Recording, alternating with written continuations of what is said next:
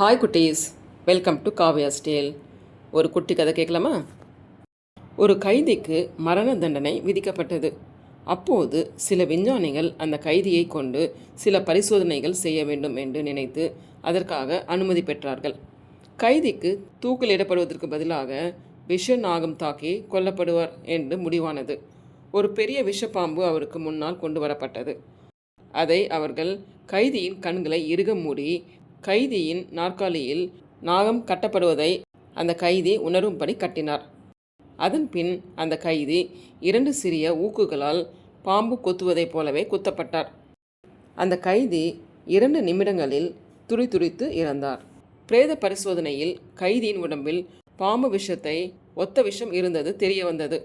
அந்த விஷம் எங்கிருந்து வந்தது? அல்லது கைதியின் மரணத்திற்கு என்ன காரணம்? அந்த விஷம் மன அதிர்ச்சியால் அவரது சொந்த உடலால் தயாரிக்கப்பட்டது. நீங்கள் எடுக்கும் ஒவ்வொரு முடிவும் நேர்மறை அல்லது எதிர்மறை சக்தியை உருவாக்குகிறது.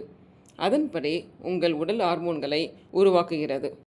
90% நோய்களுக்கான மூல காரணம் எதிர்மறை எண்ணங்களால் உருவாகும் நோய் எதிர்ப்பு குறைதல். நேர்மறையாக எண்ணங்களை வைத்திருந்தால் நோய் எதிர்ப்பு சக்தி அதிகரிக்கும். மனவளம் உடல் நலம் கூட்டும்.